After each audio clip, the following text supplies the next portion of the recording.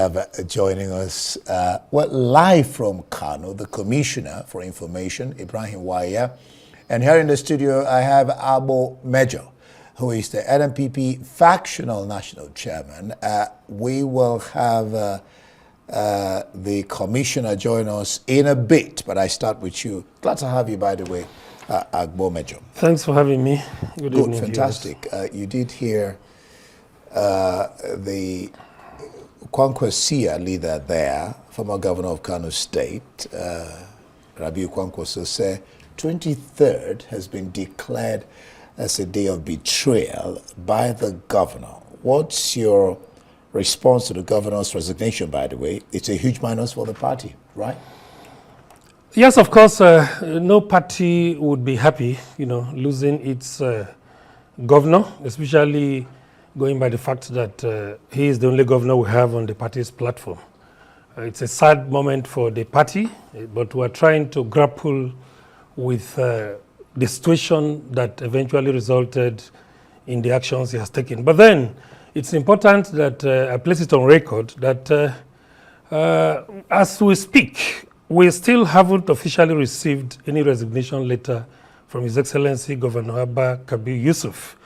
You will be wondering why I'm saying this. I'm saying this because the letter that we have cited,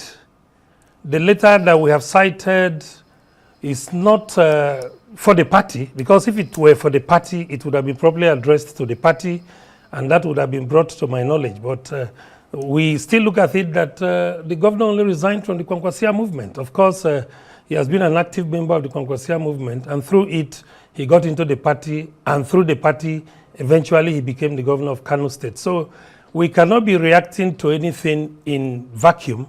What I can tell you and tell Nigerians and tell the whole world is the fact that we are yet to officially get any resignation letter. It is addressed, what we saw is addressed to somebody that they referred to as the ward chairman of somewhere in Gwale. But I can tell you that that letter is not properly rooted. Well, I was discussing with, I'm aware that NNPP did hold a convention which INEC attended in December 2025, 21st actually, under the elected executive members. I've actually interviewed Ajuji Ahmed, who says he's the chairman of NNPP, and that letter was given to them. So when you say that the letter you have not received it, one wonders, because I have interviewed him here as the chairman of NPP, Ajuji Ahmed, the secretary, and like you heard me talk about. So it's confusing when you say you have not, and INEC attended their convention on 21st, just the other day, and so it's confusing when you say what you say, that because he has tendered his letter to them. Well, I will want to stand on my position that letter is not properly rooted. If it is for the attention of the NNPP leadership, it would be properly rooted. What do you mean by properly rooted? Yeah, it has to be brought to... We have a ward chairman that is directly responsible for administration of the party in his Chinade, whatever ward in Kano, in Gwale local government. We have a ward chairman there, and it is expected that the letter should have been routed through him. And who are the we now? We, when you say we have a... the proper and then the legally recognized leadership of the party under me. Is your name on the portal of INEC? That's not the issue. Okay. That's not the INEC does not determine who the chairman of a political party is. INEC's job is essentially to oversee the activities of a party. Anyway, it doesn't go deep into determining who is chairman and who is secretary. Okay, that's not even the gist. We just wanted to clarify all that. Yeah. When Kwankwaso says, because you've not answered that question because I went into, says 23rd, that was yesterday, I was smiling when I said, he's been declared a betrayal there. I mean, you can say that about so many governors in this nation. There arises the question of when governors or House of Reps or senators resign,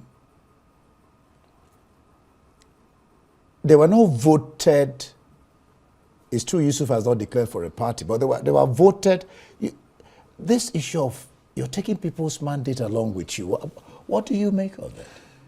Well, of course, these are the obvious loopholes, that are there, the booby traps that are there in the Constitution. And that's why we've continued to insist that there need to be a surgery, on the Constitution, so that we'll be able to remove a lot of these things that are not too good for the health and development of our democracy. And then let me quickly react to what you were trying to say about 23. About 23rd. Betrayal. I think that's clearly the business of the Kwankwasia movement.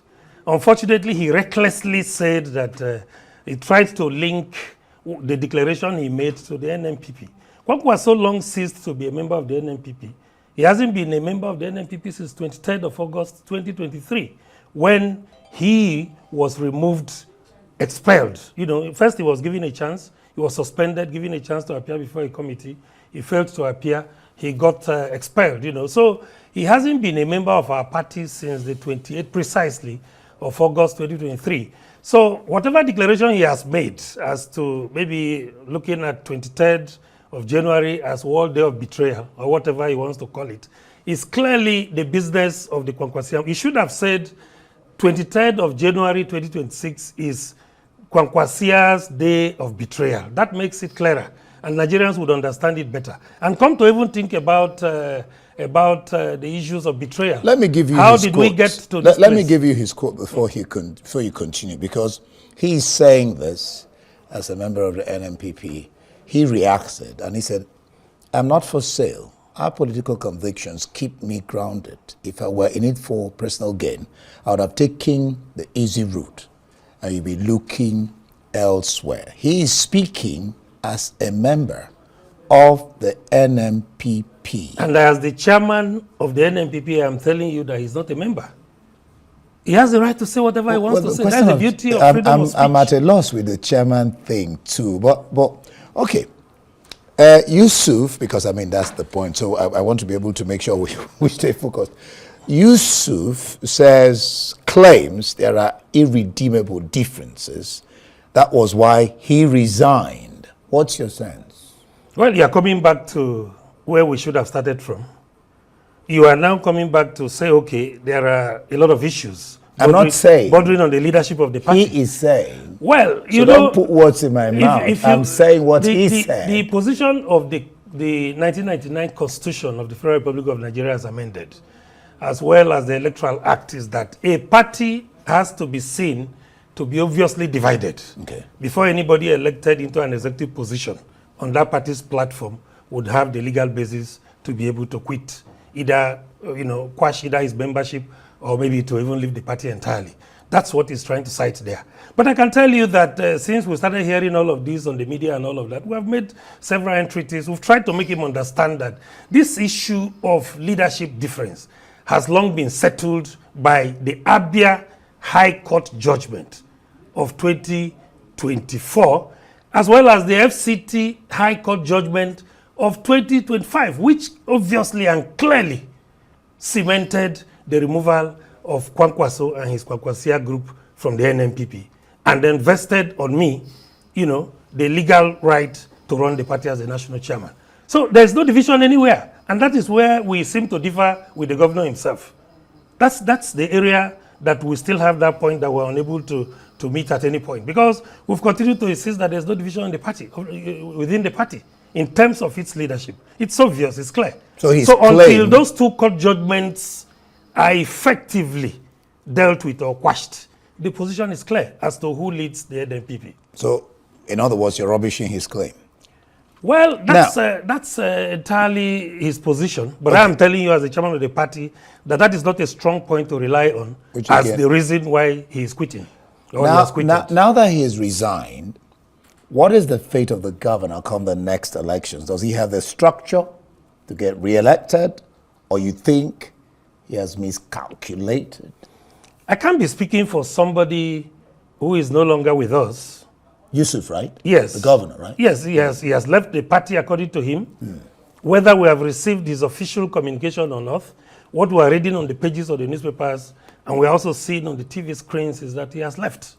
The rest is just to perfect in line with the recommendations of the law, his exit route. So I cannot be speaking for somebody who is no longer with us. Of course, he's my friend, but I cannot be, if I were to speak for him as a friend, that's a different ballgame altogether. But I'm speaking here in my capacity as the national chairman of NNPP, so I can't speak for him. But one thing that I can tell you is that the media seems to be overhyping the pedigree of his godfather, Kwankwaso, in Kano politics. How do you explain someone sat somewhere, single-handedly handpicked 44 local government chairmen, single-handedly handpicked about 40-something state assembly lawmakers, single-handedly handpicked members of the Federal House of Representatives and the Senate? Who did that? Rabiu Musa Kwankwaso. That's your allegation? Yes, he did that, devoid of inputs from any of the critical stakeholders. And here we are today with the reality that eventually the governor that he seems to be demonizing, the governor that he is saying has no political pedigree, is going or has gone with 21 lawmakers from the state. 9 House of Reps members, that excludes the 6 we had lost before to another political party. You recall that as at early last year, we lost a senator, Senator Kano South, and then about 5 House of Representatives members. Those ones left when they were preparing for local government elections, and they were not given any opportunity to make inputs as to who governs their own local governments. Somebody sat somewhere and wanted to also impose leaders on those local governments, And these are the foot soldiers that are delivering the success that he is claiming to be getting through the Kwankwasia movement. So somebody that you feel is nothing has gone with 21 lawmakers that you handpicked. He has gone with about 14 or thereabout National Assembly members that you handpicked, and then 44 clean sweep local government chairmen that you handpicked. Yet you are saying that the man who has lost them is still relevant politically in Kano. I don't think so. So you are speaking as a journalist, I'm speaking as a politician from the field. I think he has lost his relevance. Can one really talk about Kano politics and not talk about Kwankwaso? Well, that's what you would say as a media person. You are not on the field with us. Of course, if you have your correspondents there, they report to you what is said to them. But the truth about it is that as field men, I can tell you that yes, he has actually done well before now, but his recent activities and attitudes are clearly anti-people. And so the people are disenchanted. They want to stay divorced from him. Major, just let's bring in the commissioner, Ibrahim Waiya, Commissioner for Information, Ibrahim Waiya. I have you right. You're there. Hello and welcome to the program. Okay, good. I don't know. Did you hear part of what he said? Now you want to respond to it? Yes, thank you very much for having me. I had some part of what he said, although many of what he said is not actually true, and there were some actually distorted facts as far as the real situation in Kano is concerned. And part of what he said is that accusing the governor of probably clinching on a clemency of excuse for having, because of the crisis that is happening in the party. And it is, of course, true. Even here at the level of Kano, we have this kind of leadership disagreement as far as the leadership of the NNPP is concerned, because there are about 30 people who are all parading themselves as the chairman of the party. So this has obviously indicated that there is actually a leadership crisis in the party. And again, this is a party that has been engulfed with this crisis for quite a long time. If I can ask the chairman, could he please tell the world, when did they lift the suspension of Governor Abba Yusuf from the party? I think it's not more than 2 weeks or 3 weeks they announced that. As far as they're concerned, and as far as their own decision is concerned, the governor was under suspension for quite a long time. And about some weeks ago, when the leader Kwankwaso function of the party organized a convention in Abuja, and later on a court in Abuja nullified the convention, describing it as void. And this is clearly also another reason to tell you that, yes, of course, the party is in the crisis. And this is a party that many number of people are claiming its leadership. He is claiming the leadership, while there are also another person, a jury, who is also claiming the leadership of the party. So who is actually the leader of the party there? So these are all things that can actually indicate the fact that the party has already been in leadership crisis, and one cannot really identify himself with one. And as a governor, somebody elected, as far as a governor of Kano State is concerned, this is somebody who is actually leading people like a number of about 20 million or so there. And he could not really afford to continue to be in a party that is actually engulfed in a crisis, a leadership crisis. And this is the only governor that they have gotten as far as the NNPP is concerned in the country. And he has not been given his own due consideration, considering his own position. And as far as he's concerned, as far as we know, this gentleman has been the one that has been supporting the party. So honestly speaking, for him to continue to be in a party which is having leadership crisis is not really right as far as the political situation of the country is concerned. And again, looking at the fact that he decided, yes, okay, come in. Good. Two questions for you. One is, Rabiu Kwankwaso has declared 23rd a betrayal day. That means that the governor of the state, who rode on the platform of NNPP, betrayed the party, betrayed the people of the state to resign, even though he has not declared for a party. I'll probably ask you that. Which party is he going to? Then secondly, Abba Major claims that he has not got any letter. Now, Jury Mohammed and my friend Deepo Olayoku, who is the secretary of NNPP, says the letter was given to them. Clarify these issues. Which later? Is it the letter of resignation? What the spokesperson of the governor, DG Sunusi Baturi Dawakintofa, was seen yesterday clearly on live when he was actually submitting a letter on behalf of the governor, His Excellency Alhaji Abba. To who? Submitting his letter of resignation to the chairman of the ward of Isu ward in Gwale local government area, which is the ward that governor belongs to.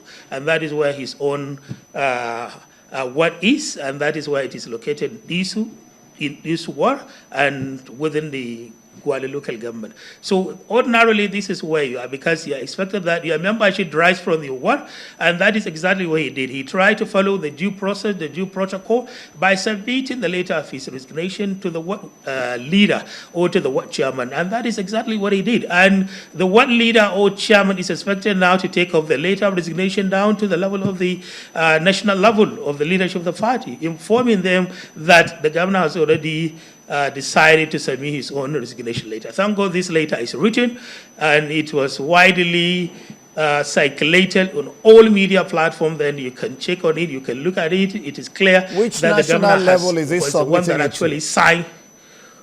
No, what I'm saying is widely circulated on all social media platforms, and it was reported by all media outfits that the governor has submitted the letter, and the letter is there on the national media platform that you can check on it. You can see it anytime when you like. You wish to have a look at it, and it is written and signed by him himself with his own name written and signature. Yes, so this is a normal process and the same thing applies to all of us. The same thing applies to all the appointees that decided to follow the governor, that we have all written to our own chairman, informing them about decision to resign from the party. So that is it. So it's not actually... Right, coming to the issue... Okay, yeah, the betrayal. Okay, I'm talking about the other question. I mean, the other question, you're talking about the betrayal day, right? Yeah. If the day could be described as a day of betrayal simply because the governor had decided to resign his own membership in the NNPP, what date are we going to describe?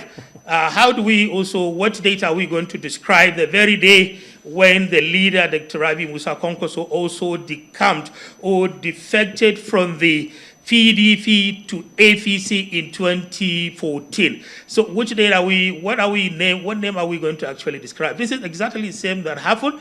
His Excellency Dr. Rabi Musa Konkoso was actually the governor with all his entourage, the appointees, the elected in the government. He decamped from PDP to APC at that time, mobilizing even all other governors from the Northwest. So what day do we, I don't know what day or probably what time or how do we describe that Interesting, kind of interesting, so Ibrahim. You're making the discussion quite interesting. I'm going to get back to you in a bit. Just hold on.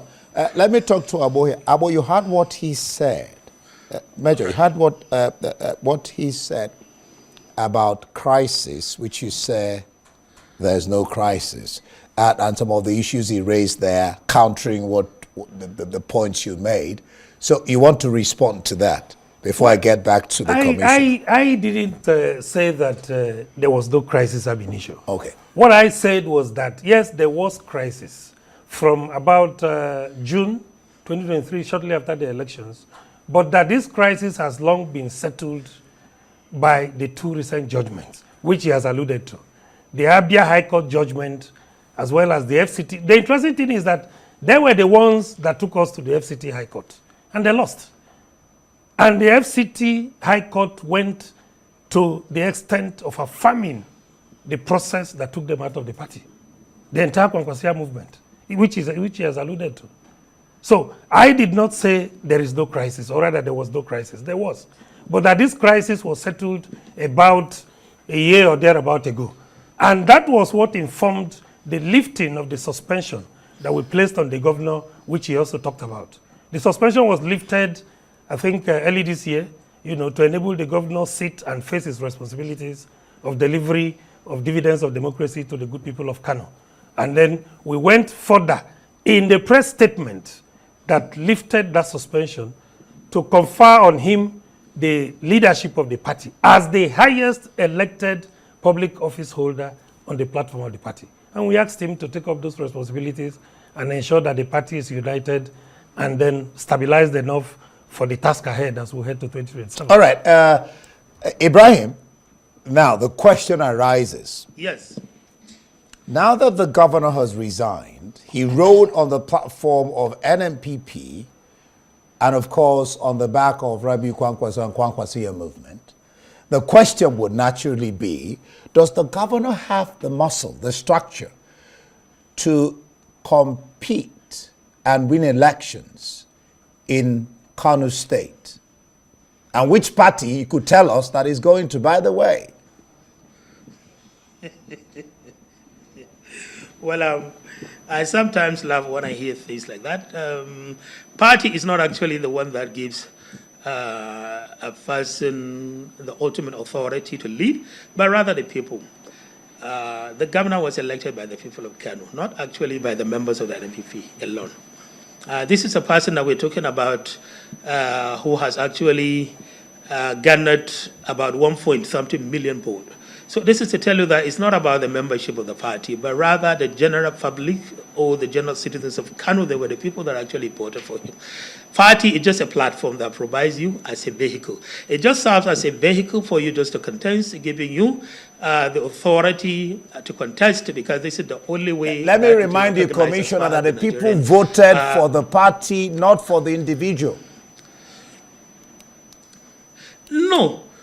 This time around, let me tell you this. It has already, the whole thing, excuse me. The whole situation has changed. No. Let me explain to you then. You asked me that. I think you should allow me to respond to. Go ahead. Time has gone now. I was in a civil society before I came into politics then. It's long ago that we have all changed this narrative that party is not actually something to consider, but rather the personality of the person. We do not in any way now align ourselves with any political party, but rather open to political platform. The most important thing is the personality of the person involved, who is actually the person contesting on that. Because like I always say, party is not evil, but the people that are there are evil, are the ones that are evil. So in any situation you can actually see, it's not about the party, because like now, you can say party A is evil, or party B is bad, or this and that. But it's not actually the party, but the people that are there, because they are the one managing the whole thing.